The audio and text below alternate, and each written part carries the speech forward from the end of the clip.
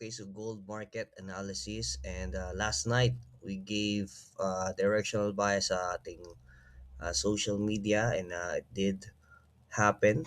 Yan, nagkaroon ng manifestation o nag-manifest yung ating directional bias. And right now, okay, so lagay lang muna natin, no? So, US and Iran war continues. Yan. Pero may breaking news, no? Breaking news. Not yet confirmed. Yan. Not yet confirmed ito as of this writing, no? Not yet confirmed na nagkakaroon ng 45 day proposed ceasefire. And that that 45-day proposed ceasefire, even if it's still on a speculation, uh, that's what pushes the gold higher, no? Push the gold high. So what happened last week? Last week, okay na, tumataas na. Monday, Tuesday, Wednesday, uh, Trump said na alis na sila ng Middle East. So, nag-rally si gold pataas. And this one happened, itong kadila na to, no? Gold went down hard, no? So, as you can see, it's from 4,800 down to 4,500. That's $300.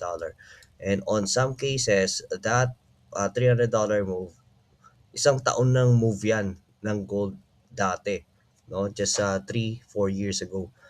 Ganun na siya kalaki, no? Pero ngayon, isang araw na lang siya. So, grabe yung galaw niya. And, ayun nga, bumalik siya pataas. Nag-rally ulit siya pataas. Itong continuation niya. So, ayan. So, yun yung kwento, no? So, what we can expect with gold right now? Since gold, nagkakaroon kasi siya ng indirect correlation with oil, no? As long as the war continues, as long as there's higher oil prices, there will be a bearish gold here because of the Fed. Hindi sila magbababa ng interest rate as long as there's inflation. And according to news, no, hindi siya basta-basta bababa once this war is all over. It's not gonna go down fast, and it may take a while. So we can expect volatility, still volatility with gold, US dollar, and all other markets due to this situation.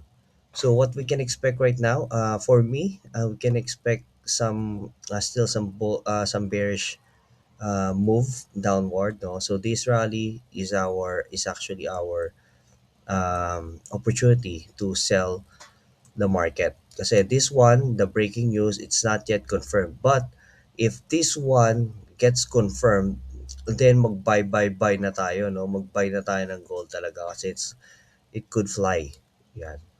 So that's our disclaimer, no? So we are still bearish with gold, but if this 45-day proposed ceasefire, this could be just a way out.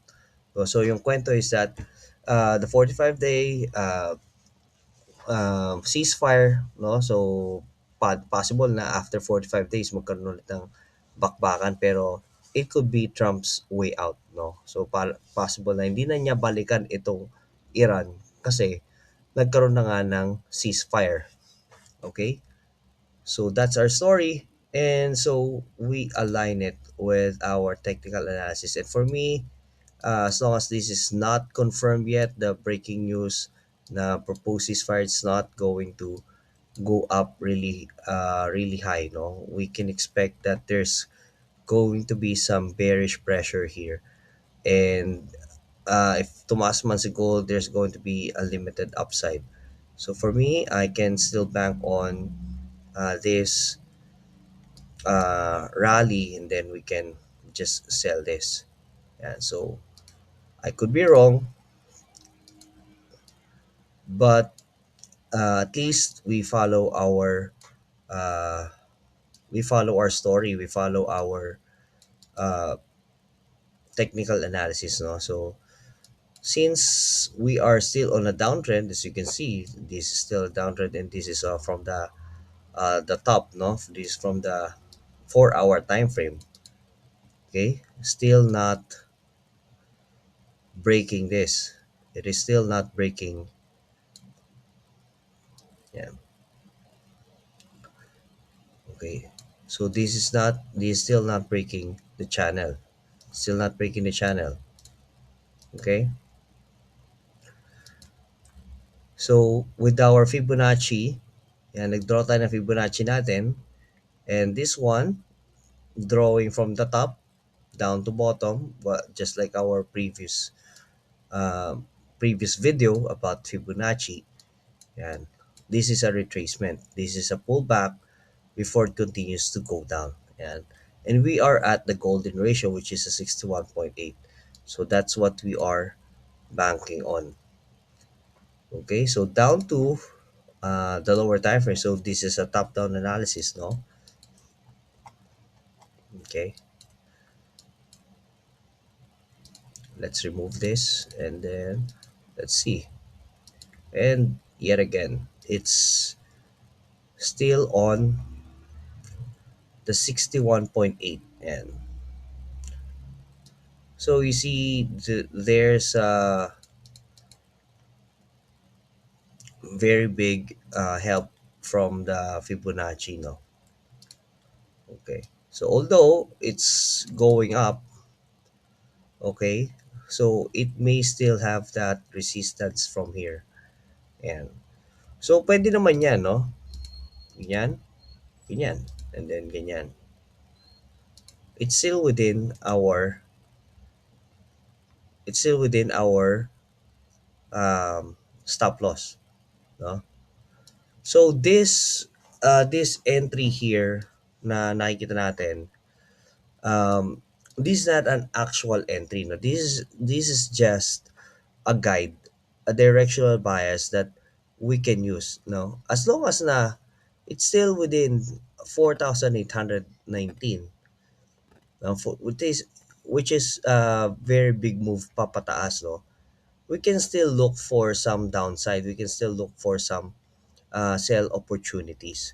No, I'm not saying that you put your sell order here and then move on, no, and then just let it be, let it go up there, no, regardless of your lot size. No, it's not, because this is from the higher time frame. So as traders, no, this is business, and we need to look for opportunities, no, within that specified range, no. So that's how we use of this analysis. Okay, so as long as it's not there, you can still look for bearish opportunities, or as long as the price is still not breaking this resistance, no, we can just move it there. Okay, kasi nasa taas naman ng resistance. If it's still not within that resistance, or if it's still not breaking, if it didn't broke the resistance yet, then you can still look for sell opportunities. Because as you can see, this is very bearish move, no? And then once it tries to go up, and ito lang naman recently yan eh, yung up na yan eh. Yan. Pero the rest of the move was very down. Was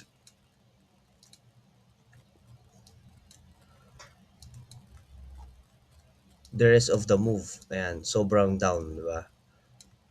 So, this could be just a rally that we can ride, and that we can use, no, to ride it down.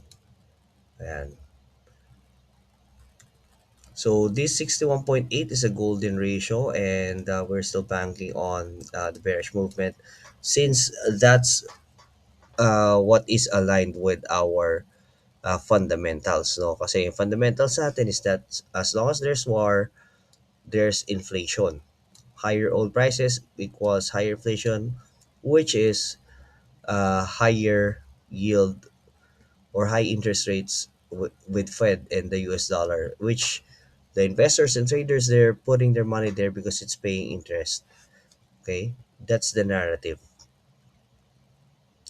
And yeah, that's it for our gold analysis, and that's how we look at it. So we still continue. We will have buy opportunities maybe if it goes here. Yeah, 4642, you can counter trend. Then you can target very limited upside, but not all the way up. Huwag naman tayo mag to the moon, no? Nakalimutan na natin. And we can target this one, buy limit tayo dyan. And then, let's close our profit here, 4697. That's a really great move already. But if we want to have that trend that we can ride, this could probably it, no? The this entry, no? At 47. And we can go higher at 47, 4739, 4730, and 4725 to 4730. That's going to be our sell zone. Okay? You can sell limit there. Sell limit. Yan. Lagyan natin sell limit. 4725 to 4730. Yan. And then our SL is 4764. Yan. TP natin. We can TP the 38, no? 4639 and 4603. Yan. And also 4544. Those are the levels.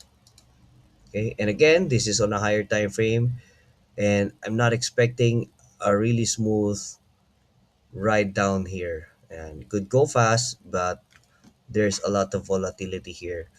And again, disclaimer, yung ating news, once it is confirmed, then we can expect it to break this resistance going higher. No, you can bank on 5,000. It's going to be very fast. It's going to be um, very very quick to go up back to 5,000 levels.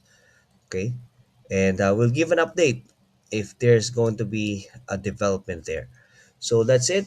Thank you so much for watching, and again, I want to invite you sa ating Telegram community, and there's a lot of trading ideas there, and we provide trade signals there, and also webinars, free coaching sessions. You can just message me there. So I hope to see you in our community.